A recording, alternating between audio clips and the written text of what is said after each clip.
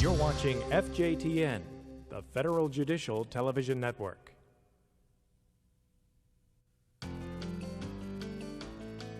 The Federal Judicial Center presents Science in the Courtroom, a series of programs for judges on science and scientific evidence. With an introduction by Stephen Breyer, Associate Justice of the Supreme Court of the United States. Welcome to the Federal Judicial Center's series of science programs for judges. This series is a response to two significant developments. One is that as time goes on, an increasing number of cases on your dockets are turning upon the application of scientific principles. Another is that recent decisions of the Supreme Court have imposed new duties on you, gatekeeping and decision-making duties that require an enhanced understanding of the scientific methodologies at issue in your cases. The series seeks to help you fulfill these duties in several ways. First, by providing you with an understanding of the basic principles governing three discrete fields of pure science: microbiology, epidemiology, and toxicology. Second, by examining methods of evaluating the reliability of evidence from those three fields of science.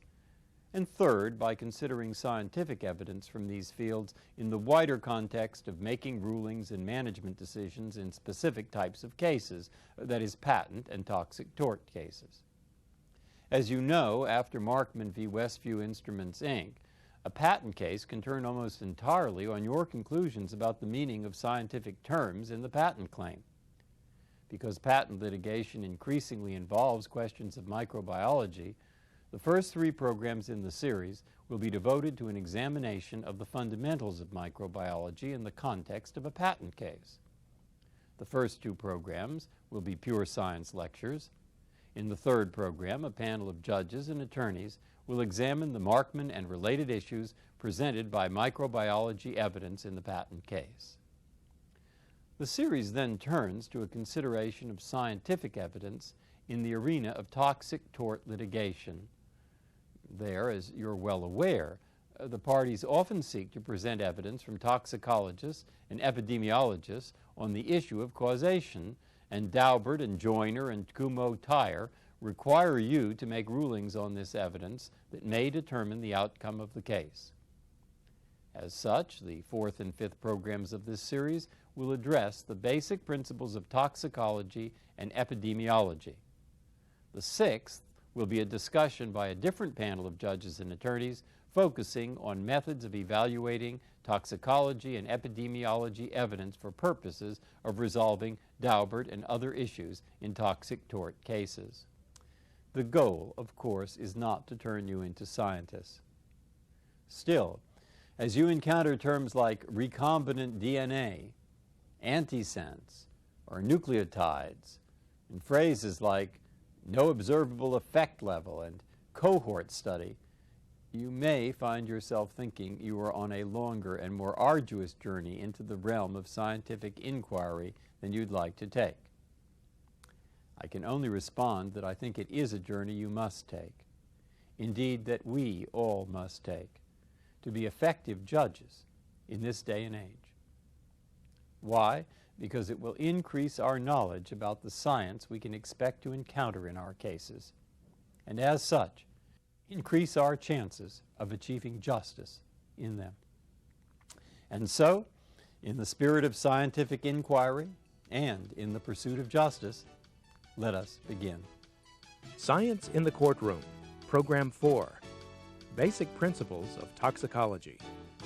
This lecture is presented by Dr. Bernard D. Goldstein, Chairman of the Department of Environmental and Community Medicine at the University of Medicine and Dentistry of New Jersey, Robert Wood Johnson Medical School.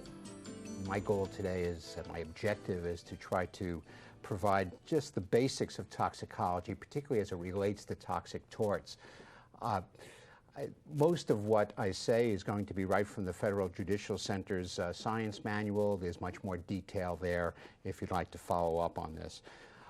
Toxicology basically is the science of poisons. It's an ancient science.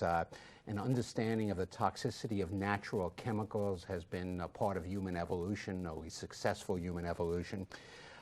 Toxicology has been practiced through the years not only by scientists and by physicians, but also by government people. Consider Lucretia Borgia, for instance. And a lot of toxicology has developed in terms of worrying about poisons and the potential for poisoning. Modern toxicology is really an interface science. We're sort of stuck between chemistry and biology, and it's exciting that way. We have to keep up with the newer advances in biology, which is just such an exploding scientific field now, and of course with chemistry. The chemistry is particularly important to us because we have to understand the intrinsic basis of how chemicals react and how they fit into the niches that biology produces. And it's that interface which is really the challenge to toxicology. I will actually show you a few chemical structures, but only really to make you feel good about having entered what for most of you I know is sort of dangerous territory. And it's in a sense to appease my conscience that I really shouldn't give an hour lecture in toxicology without showing at least a little bit of chemistry. We can roughly divide the field of toxicology into three. Forensic toxicology is a field that has long been associated with the courts. Its practitioners are well aware of their role in the criminal justice system, and you are well aware of what they do. The complexity of the field has been greatly increased in recent years by DNA and other advanced approaches which can be brought to forensics. And I emphasize this distinct nature of forensic toxicology because it is not necessarily true that expert toxicology in the other two, toxicologists rather, in the other two fields of toxicology will necessarily be expert in forensic toxicology, or vice versa for that matter. These other two areas can loosely be called pharmacology, pharmacological toxicology, and environmental toxicology. Pharmacology is in many ways the parent discipline out of which toxicology has evolved. Therapeutic drugs always have some associated toxicity, which must be understood if the benefits are to be achieved and to be calculated. The toxicity of chemicals can also be a basis for development of a therapeutic agent. For example, there's an effective class of anti-cancer agents that came out of studying a West Indian tea. It was a tea that was made from a bush in the West Indies, and people believed there that it would help in cutting down on diabetes. And so it was tested to see if it decreased blood sugar in rats, and it didn't have any effect on blood sugar, but it destroyed white blood cells. Well, that isn't good for an anti-diabetic drug, but it's very useful for an anti-leukemic drug. So again, testing the toxicity of chemicals is a way to not only be careful about therapeutic agents, but it's a way to develop agents which can be of value. Environmental toxicology is the newest field of emphasis for toxicologists. It arises in large part from the need for experts to address concerns arising out of the use and abuse of chemicals, which is so prevalent in our modern chemical era. And it's concerns that often lead to toxic tort suits. My first overhead, and I'll be showing you lots of them, tries to list for you the three major laws of toxicology. I'm going to keep coming back to these laws, but let me first focus on the first one, the idea that the dose makes the poison. This really was developed, stated very clearly in the 15th century by Paracelsus. He was a bit of an alchemist and a bit of a fraud, sort of a bombastic Renaissance type who was always one step ahead of the law as he wandered around Europe. But he very clearly pointed out that everything is poisonous. It's only a matter of dose. Even water can kill. It's a question of dose. And so we really have enshrined that as, if you will, a law. Now, I don't mean a law in the sense of these are really scientific laws, and they're certainly not laws of the type that you're familiar with, but they are basic principles which govern our understanding of toxicology. Let me first define dose in terms of the dose makes the poison. Dose, very simply, is concentration times time. There's a related concept which sometimes gets confused with dose, and I will, through this lecture, be talking about areas which, in my experience at least, there seemed to have been some confusion in legal cases, and with the hopes of setting these straight. And that related concept is called dose rate. and that's the speed at which dose is delivered. So, but it isn't dose itself. And let me give you some examples, or at least one major one, which is, let's assume that we were breathing 10 parts per million carbon monoxide for 1 hour. That's exactly the same dose as breathing 1 part carbon monoxide for 10 hours. But the dose rate is obviously greater in that first dose, in the sense that we're delivering the dose much more rapidly. A dose rate can be very important in terms of toxicity, but I won't really discuss it in too much more detail beyond this. There are two major types of dose-response curves, dose-response relationships that we discuss in toxicology. This is a gross generalization. It's a simplification, but I think it's a very useful simplification because many laws are based upon this, and it does help in understanding these relationships.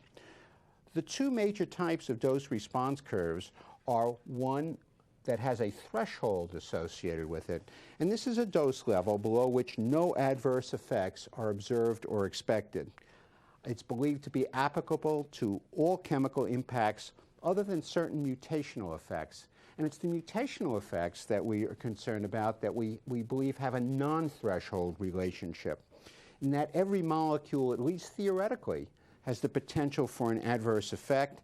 Further, the risk is directly proportional to the number of molecules in the dose. So even one molecule has some threat, some risk associated with it. There is no threshold below which there is no effect. And the mutational events are particularly believed to be important in terms of cancer, and I'll go through that in much more detail. Well, what do we mean in terms of a threshold and non-threshold dose-response curve?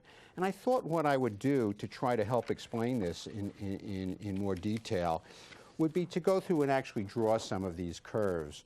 I hope that, in fact, if you'd like to, you might want to draw them along with me. It just as a pedagogic technique to help understand them a bit more. And what we're going to do is we're going to draw, we're going to plot two axes. The vertical axis is going to be the response. It's going to tell us how much response occurs. And this response can be anything. It can be the number of animals that die. It can be the amount your blood pressure goes up or down, for that matter. It can be something not measurable in a direct way but subjective. How much pain are you in based upon something happening to you? Scale of 1 to 10.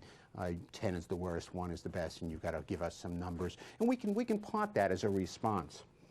The other axis, the horizontal one, is going to be dose, where the greater the dose, the further to the right we get. If we start over here, we start with a situation in which there's neither dose nor response. Right? We're starting with 0 with both. Well, as an example, let's take sulfuric acid being poured on your skin. If we start with pure sulfuric acid, there's no question that we will burn a hole right into your skin. We'll destroy the tissues. Let's call that the maximum response, and at a dose that's over here, and this will be the maximum response, and we'll put a little mark there. But what's the minimum response? If I take some pure sulfuric acid, if I take 1 drop and I put it in 100 gallons of water, and I mix it thoroughly, and I take a jiggerful of that and pour it on your skin, nothing's going to happen. That's too dilute. There's just simply no effect whatsoever. The level of acid in that would be far lower than we have in our body naturally, certainly much lower than you'd have if you eat some vinegar on your salad. The acid level is too low. You won't feel anything. So that's a dose where nothing happens. There's no response. And I can keep doing that. I can put 2 drops in 100 gallons or 4 drops. I can get up to 1 gallon in 100 gallons. 1 gallon of sulfuric acid, 99 gallons of water. Mix it well, pour it on you. Do you feel anything? At a certain point, you're going to start feeling something. At a certain point, you're going to get a burn there. At a certain point, as I go higher and higher in dose, I'm going to get more of an effect. But we start with what is a threshold. It's at this level where we first start seeing an effect. And as we draw these curves, we get what's generally seen as an S-shaped effect. In that, as you're adding more and more sulfuric acid, higher doses, in that jigger full, higher concentrations in that jigger full of water that we're pouring on your skin, each time there's going to be a little bit more, and each time we're finally going to get to a level which is in effect. And that's where what we would call the threshold. Below that, there's no effect. Above that, there is an effect. There's a maximum level. You can't do any more than burning a hole through the skin or than killing someone. And you can do this with just about anything that affects people, affects animals. You can take a lead pipe, and I could just softly put it on top of someone's head in a way you can't feel it, and it's, there'll be no observed effect till we finally get to the strength of putting that lead pipe on someone's head. We'll finally get to a threshold to feel it, to have pain, and then if we keep doing this, we'll end up with a level where we'll crush the skull. Now, what this does, what I've described to you, hides a little bit of something that's very important, which is that people have different susceptibility. Obviously, a baby's skin is going to be more susceptible to that acid than will an adult skin. If you've got a cut, so you can go from a time where you're more or less susceptible just by having a cut in your skin, and obviously pour a little weak acid on that. If you've ever had a cut in your hand, when you've got some vinegar on it, you'll notice that you feel some pain where you wouldn't otherwise. If I turned around to the camera, you'd see why I have, over the past 20 years or so, gotten more susceptible to a lead pipe in the back of my head than I was 20 years ago. People change in their susceptibility. I'm going to go through susceptibility to a large extent later because it is a very important issue having to do with understanding toxicology and having to do with what happens in toxic tort suits. Who is susceptible, why are they susceptible, and how important is susceptibility in these situations. One of the issues that we come up with as we look at these dose-response curves, and actually let me use the same one all over again because I think there's room to write it, is to understand how we go about making standards. And that's an important issue in terms of understanding whether or not people are particularly been affected. What is a standard for, say, a level of sulfuric acid in the skin or in air? What would you permit to have happen? And traditionally in toxicology and in regulatory toxicology, we have taken this threshold level and put what we call safety factors. They're really protection factors. They don't make you completely safe, but they do protect. And these are protective factors that are based upon extrapolations from the laboratory animal where this study was done. We haven't really done this study in humans. We've done these in laboratory animals. And we tried to understand what would protect a human. So traditionally, the standard as it's been applied in the workplace and the general environment has been one which has been 1,000-fold lower than this particular no observed effect level. And that's the number which you may sometimes exceed. And we don't want people to exceed that number. We don't want people to be exposed to it. But just because you are, just because one day you happen to be exposed to a level that's just above the 1,000-fold safety factor doesn't mean you were necessarily affected. It doesn't mean you were more likely than not affected. If we've done our job right as toxicologists, as regulators, just barely exceeding that allowable level should leave you completely safe. I mean, should be no harm whatsoever if we've done our job right. So that's where that standard comes from, and that's the general approach in toxicology. Well, I said there's two types of dose-response curve, and the other we usually use for cancer. I want you to consider that we have a situation in which this dose causes this response, and the response is a 10-fold increase in cancer levels in a work group. I'll talk about benzene. Benzene causes acute leukemia in adults. Workers exposed to benzene at high levels of benzene have been found to have high levels, elevated levels of acute leukemia. So let's say this is a 10-fold increase in acute leukemia. That's the response at this dose. That's very high levels of benzene. There's benzene in this room right now. What's the effect, what's the implication of the level of benzene in this room? Benzene's a component of gasoline. It's in some ways a natural product. It's almost impossible to be anywhere in the world without some measurable level of benzene. The level of benzene in this room is very low compared to the level at which workers had an increased risk of leukemia that was demonstrable but how do we know it isn't causing an effect at this lower level?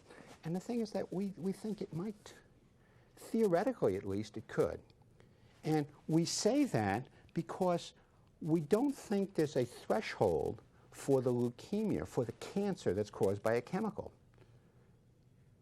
We think even one molecule has some risk. Well, why is that?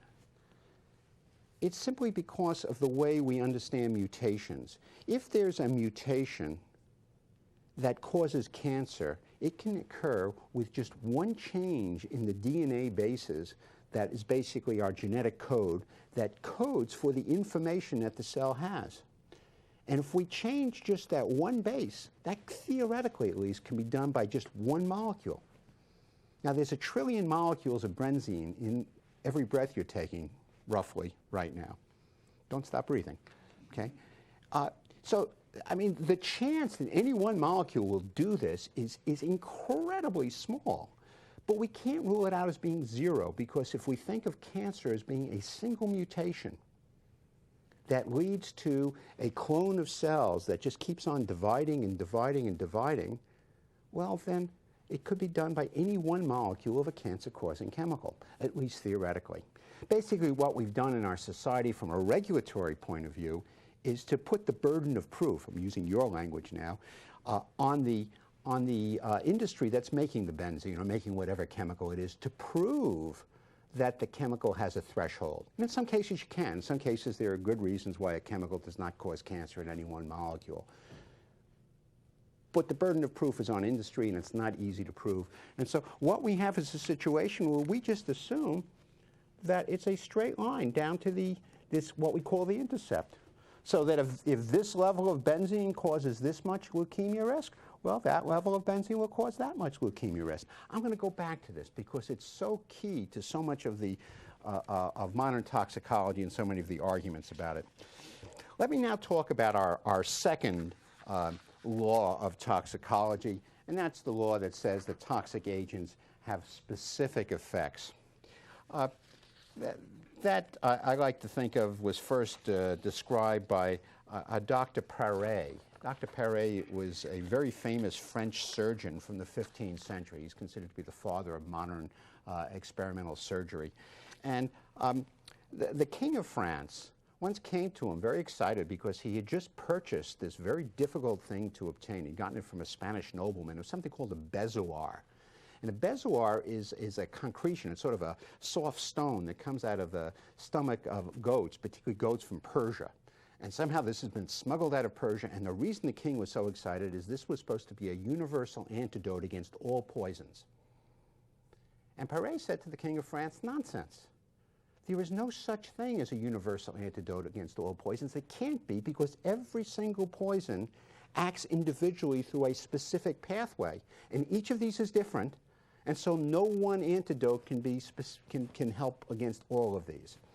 Well, the king, of course, having invested all this money, decided he would do an experiment. And what he did was there was some poor cook who had been convicted of stealing the king's silver and was about to be hung. And they went to the cook and they said, well, instead of being hung, would you be willing to take this poison? We'll give you the antidote. If it works, you'll go free. The cook took the opportunity. The cook died. Paré was right. Every chemical has a specific effect, has a specific pathway by which it works, more or less based upon its own inherent chemistry, but also upon biology. Let me give you a couple of examples about specificity, and these come from being in, just basically going to a gasoline station and filling up your car. Gasoline's a mixture. It's got lots of chemicals in it. And one of the chemicals, for instance, is benzene, which we just talked about, which may at low doses perhaps even cause cancer. It's also got other compounds in it which can cause effects. And I'm going to talk about two different types of specificity related to this. Let me in fact talk about, since I've talked about benzene, let me talk about hexane and other straight chain alkanes. It's a very fancy word. It gives me a chance to show some chemistry. And really, I'll anchor it for you by pointing out that one of the straight chain alkanes is called octane. And we all know that octane is in our gasoline. And this is actually, the N stands for the fact that it's normal octane. It's a straight line of just 8 carbons. These are hydrocarbons. I haven't shown you the hydrogens on there. And what I've done is I've drawn for you the pentane, which is 5 carbons, hexane, which is 6, heptane, which is 7, octane, which is 8. The approach to metabolism by the body of these kind of compounds is similar to each one of these. You oxidize the internal carbon at each end of the chain. So this is an oxygen being added to these carbons. They're all added 1 carbon inside. And so you've got, in this situation with 8 carbons, you've got 4 carbons inside. You've got 3 carbons inside. You've got 2 here. You've got 1 there. It all looks the same, except this specific product of N-hexane causes peripheral neuropathy, causes damage to your peripheral nerves. None of the others does. And that's simply because of the fact that there's a niche in the peripheral nerves which allows this particular size of 4 carbons with the 2 oxygens at the end to slip in there, cross-link that nerve in such a way that it stops functioning well. Doesn't happen if there more, doesn't happen if there's less. See, here we have a very specific result which is due solely to the fact that there's a biological niche which allows that chemical to react and cause the effect. Will that happen at a gas station? Absolutely not. Won't happen because there isn't enough N-hexane there. There's a threshold for this effect. Without getting to this level of N-hexane, it simply isn't a worry. We don't worry about the hexane that's in gasoline. We do worry about the benzene that's in gasoline. Now, as I pointed out in the previous overhead, benzene, the example of benzene is one in which there is a central nervous system effects, and the example of hexane and other straight chain alkanes is one in which there are central nervous system effects. You can get to high enough levels, very high levels, of these compounds in the pure sense that can make you drowsy. They're anesthetic-like. They can put you to sleep. In fact, people have died over vats of benzene in the workplace by just basically falling asleep and drowning. So these all have that same type of an effect. I can get a toxicology graduate student to give a very learned, at least the student better be able to do this, very learned discourse as to all the different alkanes, as to which one will put you to sleep faster, which one you will recover from. The same thing with benzene and alkyl benzenes. Benzene, alkyl benzenes are toluene, xylene, a whole bunch of other compounds, which are basically the benzene ring with just a small change, an additional carbon added to it in various places. These compounds also have central nervous system effects. They'll put you to sleep. And again, the toxicology graduate student should be able to tell which one will more rapidly put you to sleep as compared to the other. Easily predictable. What I showed you about the N-hexane is not predictable in that way. It doesn't fall into what we call structure-activity relationships that we could understand. We could not predict the peripheral neuropathy caused by N-hexane from knowing what pentane did and heptane did. It simply would not be predictable. And the same thing is true for the benzene toxicity. We cannot predict the bone marrow damage or the leukemia caused by benzene by understanding what happens to toluene and xylene and the other alkyl benzenes. I can predict the central nervous system effects to some extent, not completely, but pretty well, but I can't predict the bone marrow toxicity. What I've described to you are 2 different types of toxicity in terms of direct acting or indirect acting. The central nervous system effects of benzene or of hexane or related compounds is a direct acting. It depends purely upon the actions of the compounds themselves, benzene, toluene, xylene, hexane, heptane, octane. The toxicity that I described in terms of the peripheral neuropathy due to N-hexane is not a direct effect of N-hexane. It's an effect of its metabolite. The same thing with benzene. It's not a direct effect of benzene to cause leukemia, it's an effect of its metabolite. Anything that changes metabolism can change the extent of these effects. So metabolism is something that we have to understand in order to be able to deal with toxicity. Well, I've talked a fair amount about these first two laws of toxicity, of toxicology. One of the reasons I did want to spend so much time about it is that we see a fair amount of obfuscation on the part of defense and plaintiffs' attorneys, and sometimes confusion in judicial opinions between the two, and particularly when it gets to the issues of general causation and specific causation. In essence, that first law of toxicology, the dose makes the poison, refers to specific causation.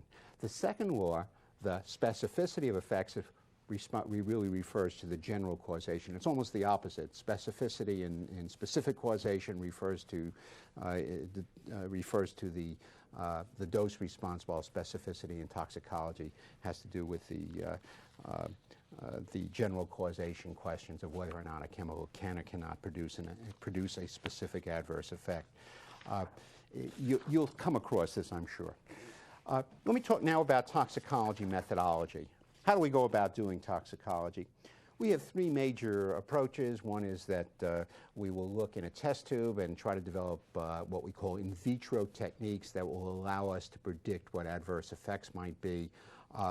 We would very much like to be able to replace animal toxicology with test tube studies, at least certainly in safety assessments, so that we don't have to test as many animals to see whether a new cosmetic, a new drug, or whatever is safe. So far we've been not very successful in developing in vitro tests, developing test tube tests, which will really be predictive of animal effects.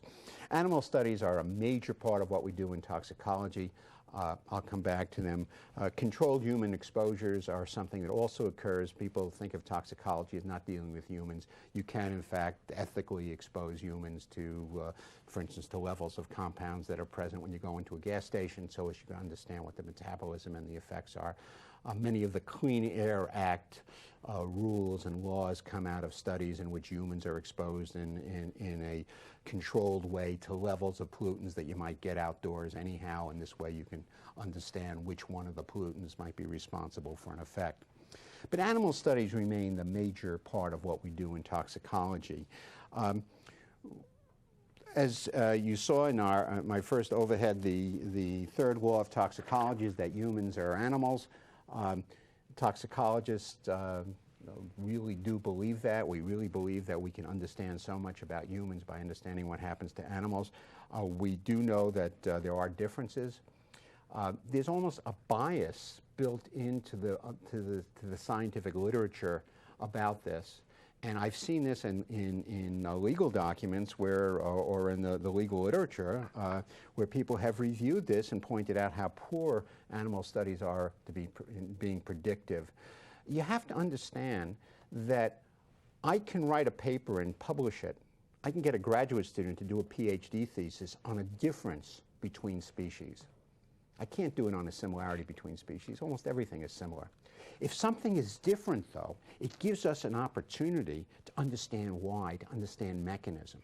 For instance, we know that mice are more sensitive to benzene than our rats in terms of the acute bone marrow toxicity. If we can understand why, that would help us understand which of the metabolites, which of that big list of chemical structures I showed you, is responsible. So it becomes something that's publishable. Oh, there's a mouse that's different, perhaps a mouse that's different than other mice in terms of its sensitivity to benzene. That's a publishable difference. If it's different than a rat, if it's different than a hamster. But if it's the same, it just doesn't make any difference. I mean, we're not going to publish that. So there's a publication bias that sits in the literature having to do with toxicology, and that you will find lots of examples that we've really looked for to show where species are different, so we can exploit this in understanding toxicology. Toxicology, this methodology obviously is different from epidemiology. It has the strength, as compared to epidemiology, of being able to carefully control the complete situation except for and just modify one thing, and that's the variable we're interested in, and that variable will usually be the dose of a chemical. So we can put an animal into a situation in which we have complete, the animals getting exposed are the same as the animals getting, not getting exposed, the control animals, in just about every way imaginable. As I said before, they're very often litter mates. They're identical twins, identical sextuplets, and they've been carefully randomized to the different groups. They've also been brought up in a situation in which they've had the same food, the same light, the same environmental issues for them. So they're really identical. And if you expose one group, you really can deal with issues of causality. And I thought I'd talk about one aspect of a multi-year animal cancer study, and that's something called the maximum tolerated dose. This is routinely used in lifetime rodent exposure studies. It's usually the highest dose tolerated by animals in a short-term study. It's controversial because it uses doses much higher than those usual for human exposure, and because it may lead to physiological changes that cause the cancer that wouldn't be applicable to humans. You may have heard of this in relationship to saccharin, where it was basically equivalent to 8,000 bottles of soda pop a day worth of saccharin was given to rats, and how relevant could that be? And I'm going to describe in a simplified way why that's done, and to some extent what the support is and what the problem is. Really, the reason for supporting its use has to do with statistical power. And the goal of doing these tests. Let me give an example. Let's assume that there's a regulatory objective to protect the public against a chemical which in its usual use, its usual exposure, we would be exposed to it, would cause cancer in 1 out of 1,000 individuals. Okay? That's not an unreasonable regulatory objective. In fact, sometimes we go much more stringent than that, 1 in 1,000,000 or 1 in 100,000. And assume that there is this compound. I called it HMCW. That's a favorite toxicology compound. It stands for hexamethyl chicken wire. And this really would produce pancreatic cancer. Okay, so we've got a chemical. It's going to produce pancreatic cancer if we let it out there, and it's going to increase if we use the expected dose, which I gave an initial Y to, over a lifetime, that cancer will occur. And let's assume that rats are similar to humans in response, and that the background incidence of pancreatic cancer in humans and in rats is 20 in 1,000, and that it's going to cost about $2 million for this usual study where we're exposing 100 control rats and 100 exposed rats. And the question that comes up immediately is, well, okay, how many rats need to be exposed lifetime to the expected environmental doses to observe a statistically significant increase in pancreatic cancer incidence in these laboratory animals? And obviously, you can ask the question, well, the routine study is done with 100 animals in the exposed and 100 in the control group. Could we expect to see this? And the answer is no. I mean, your background expected control incidence is 2 in 100. Could be, if you do 100 rats, sometimes it'll be 3, sometimes it'll be 1, but the average will be 2. And 1 in 1,000 increase just brings that up to 2.1. Well, you can't get a 0.1. Either you get a 2 or you get a 3, but you're not going to be able to see. That won't be any difference. Even if one time you got a 3 and the other time you got a 2, which would only happen 1 time out of 10, it wouldn't be statistically significant. You wouldn't know what to do with it. You really would not be able to say that this causes pancreatic cancer. What if we went and increased the number of rats in the study to 1,000? Couldn't we get using the usual expected dose, couldn't we find that then? And the answer is still no. What we would get on average is 20 out of 1,000 in the control group and 21 out of 1,000 in the exposed group, because there'd be a 1 in 1,000 more increased risk of cancer. That's not statistically significant. If you found that once, you'd say, well, maybe next time we'll go the other way. So you can't possibly protect the public using this animal cancer test if you're worried about a 1 in 1,000 risk. Well, you can if you make some additional assumptions, and I'm going to make 2. One is that, as we showed before, that the cancer risk is linearly related to dose. It's basically this curve over here. We're linearly related to dose. And the second assumption we're going to make is that rats can tolerate a 50 times higher than the anticipated lifetime dose with no real change in their health. And what we usually will do is we'll give a dose-response study for 90 days in rats. We'll give lots of different doses, and we'll pick the dose where there's no weight loss, there's no change in the animal's life that we can tell through using a series of tests.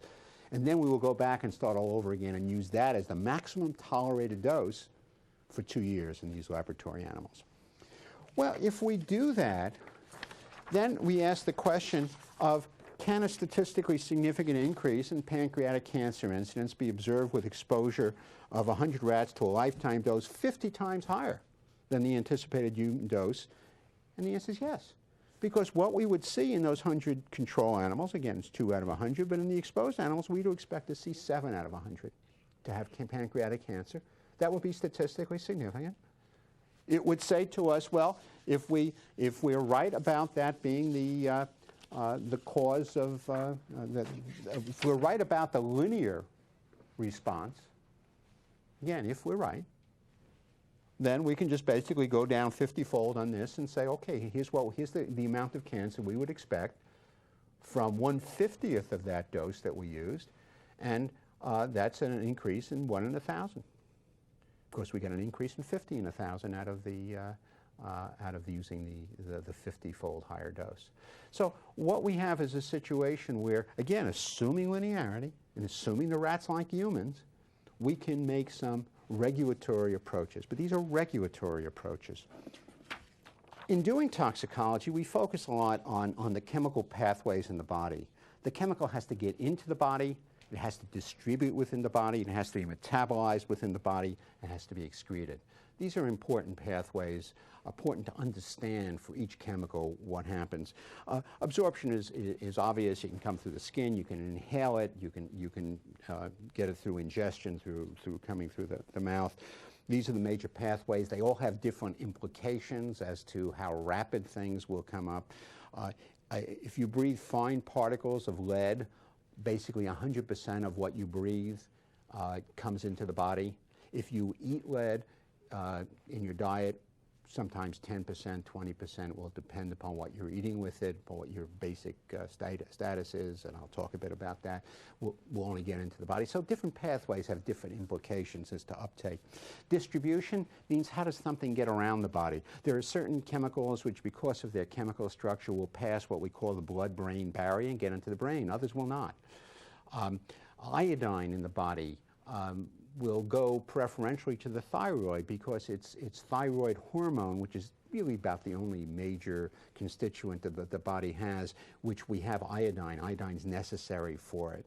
Well, when you get iodine into your blood, you take iodine into your body, the thyroid gland has a very specific pump which basically sucks out all the iodine, or almost all the iodine, that will go past the thyroid. Other tissues do not, so more iodine will distribute to the thyroid than to any other area. And again, understanding this is important to understanding toxicity. Metabolism, basically, how does the chemical change within the body? As I pointed out before, some of the changes are, if you will, good in that they detoxify, they get rid of the toxicity of the agent. Other changes actually make the agent into a toxic agent. And excretion is important to understand as well. What are the pathways of excretion? Some things come out through the urine, some through feces, some through just exhaling, some through our gallbladder. So there's a variety of different approaches that need to be understood. The responses can be acute, can be subacute, can be chronic. These responses are very often the time pattern of response, along with the understanding of absorption, distribution, metabolism, and excretion, can tell you a lot about toxicology and about toxicity. One of my favorite questions to toxicology graduate students is to tell them about the newspaper article about someone who'd had chronic headache for about 5 years and had decided that it must be coming from the mercury in their dental amalgams, and had the mercury removed from the dental amalgams and got up from the dentist chair and said, "My headache is gone." And the question to the toxicology graduate student is, what are your problems with that? And There's a couple of problems. First of all, mercury in the brain will build up in the brain if a high level of mercury exposure and can give you symptoms like headaches. So no question that can occur. But I would expect the toxicology graduate student to be a little concerned about, a little skeptical about how mercury in an amalgam gets up to the brain. I'd expect the toxicology graduate student to be, even if they could come up with a pathway, well, maybe some of it vaporizes and somehow gets through the palate into the brain, to say that, well, the dose won't be high enough to be equivalent to the kind of dose which we've observed in people who are mercury miners or gold miners using mercury and roasting mercury and getting lots of mercury exposure, high enough to cause chronic headache. But most importantly, that student would have to point out that the level of mercury, whatever level of mercury you have in your brain, the time at which it turns over, the kinetics of its turnover is such that it will take months for it to leave the brain. So you can't just get out of the dentist chair immediately after having the mercury removed and say that the mercury got out of the brain and therefore the headache went away. If the headache went away, it had nothing to do with the mercury. These are the kind of decisions you can make if you understand the toxicology, if you understand the pathways, if you understand the time frames of these issues. Some chemicals stay in the body for a long, long time. Other chemicals basically get right out of the body. Understanding that and knowing that is very important. We also have to understand toxicological responses. What these responses can be, for everything from altering the cell function or cell death, you just basically kill a cell, or the cell can mutate and lead to cancer. If you have mutations of germ cells, you can end up with fetal changes, which are obviously very important. Scarring is a kind of long-term process. You can get scarring of the lungs from asbestos. You can get scarring of the liver from cirrhosis, from drinking. That's what cirrhosis really is simply scarring of the liver from drinking too much alcohol. And again, dose response considerations are important. Alcohol, obviously, the dose rate is important. One drink every day for a month is not going to be harmful, while 30 drinks in one day will cause a lot of acute damage to your liver, and the healing process will very often be with scarring. And if you keep repeating that, you will end up with a lot of problems. And again, target organ toxicity. If there's radioactive, I mentioned iodine going to the thyroid. If there happened to be a nuclear power plant releasing a lot of radioactive iodine because something went wrong, it would put you at increased risk of thyroid cancer, because the radioactive iodine would go preferentially to the thyroid, just as any other iodine would. If it was not radioactive iodine, it was radioactive cesium, it would go somewhere else. In considering toxicological responses, we always have to remember about adaptation and repair. The body is able to adapt. Sometimes the adaptation is very good for a short-term problem, but very bad for a long-term problem. So that an adaptation response to smoke, presumably developing from the time of living in caves with smoky fires, is that we produce more mucus. And that makes sense. If you breathe in a lot of smoke, the lung airway starts producing a lot more mucus. The mucus sort of cleans, gets rid of some of the smoke particles which gets on and protects the lung. But too much mucus production over a long period of time is the basis for chronic emphysema, chronic bronchitis and emphysema. So what we have with cigarette smokers is a situation where cigarette smokers make more mucus than non-smokers would. I started to say you and I hope you're all non-smokers. And that cigarette smoke does manage to produce that, if you will. It's a protective response. But over time, you end up with so much mucus being produced by so many cells, it changes the characteristic of the lung. The mucus gets stuck down in the airways, and you end up with chronic bronchitis. And there's a lot of situations like that where acute responses, good acute responses, turn out to be the basis for chronic disease. These have to be understood. And certainly, the mechanisms of susceptibility are increasingly important in toxicology. Obviously, some reasons for differences among people are the inherited factors. We're genetically different, and some of the genetic basis for this is being understood more and more with our new science, with unraveling the human genome. We will understand even more of this over time. I'll try to get back to that. Age and gender, I pointed out before about a lead pipe in the back of my head. That's an age-related change. Obviously, male-female differences are great. Lifestyle factors will change dramatically how much at risk you are to chemicals. The benzene example I gave, benzene, we know that if we increase benzene metabolism, we will make things worse.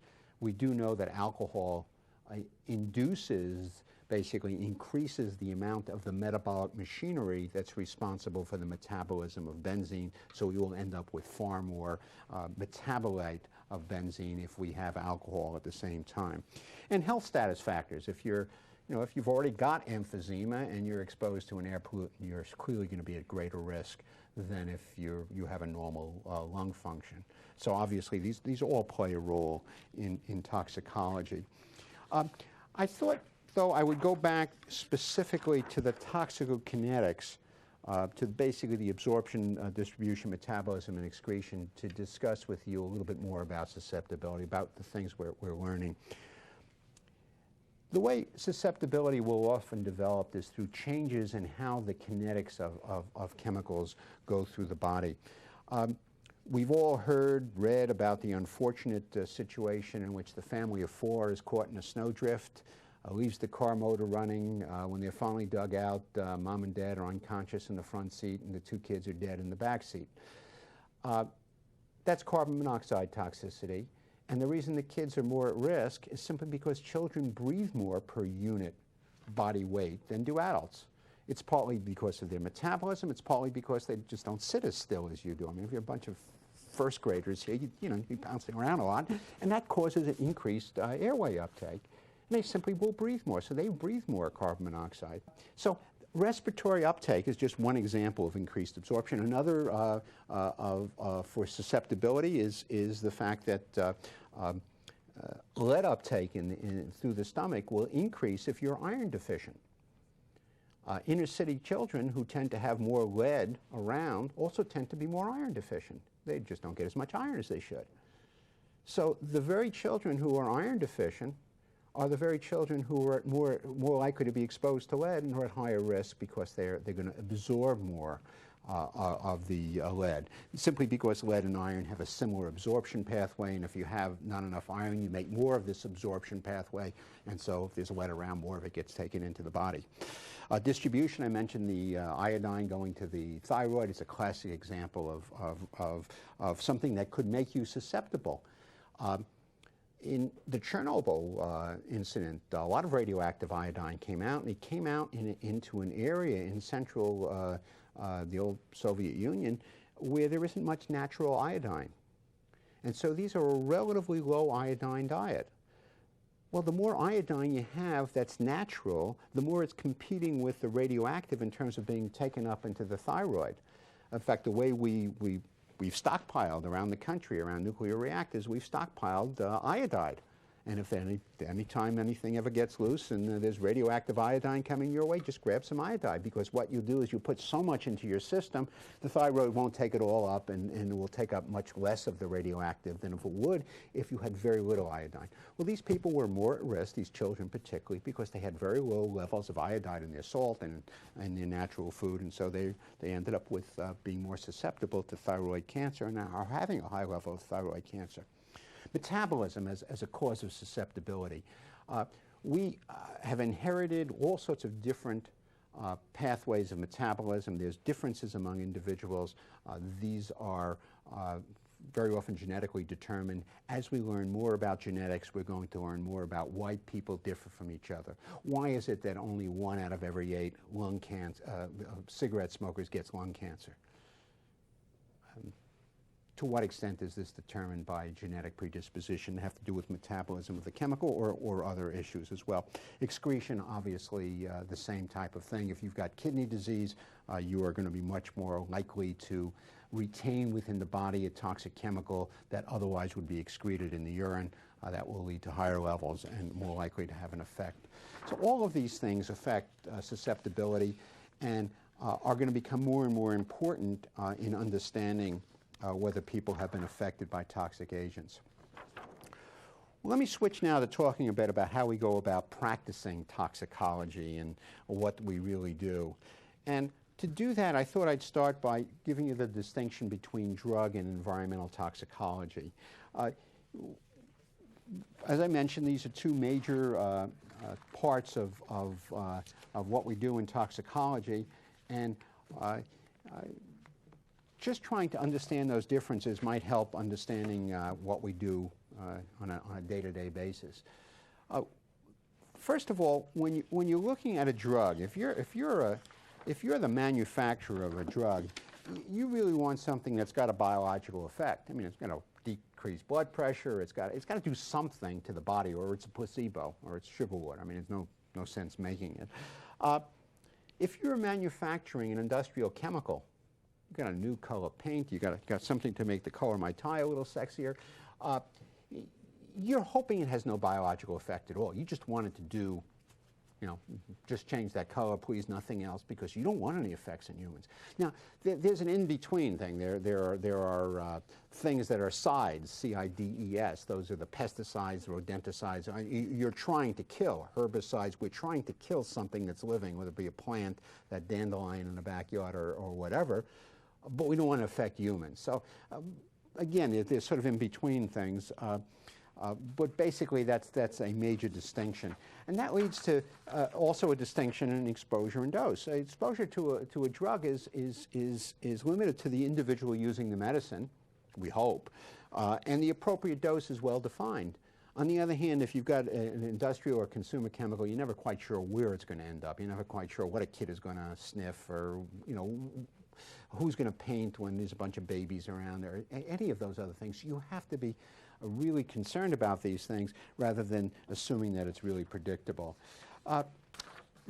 Another difference is that an individual exposed to a pharmaceutical agent presumably has some potential for a direct benefit. So if there's toxicity, it's unfortunate, but at least it's related to the hope that there was some benefit.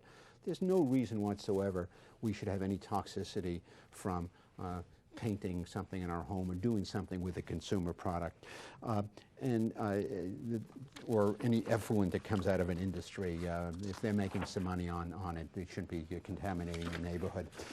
And this leads to a difference in the amount of information we have available, which is what will very often appear in a courtroom. How much information do we have available about this chemical? We require the manufacturer of the drug to do all sorts of trials in laboratory animals before you go to humans, and then do trials in humans before you go out and market these things.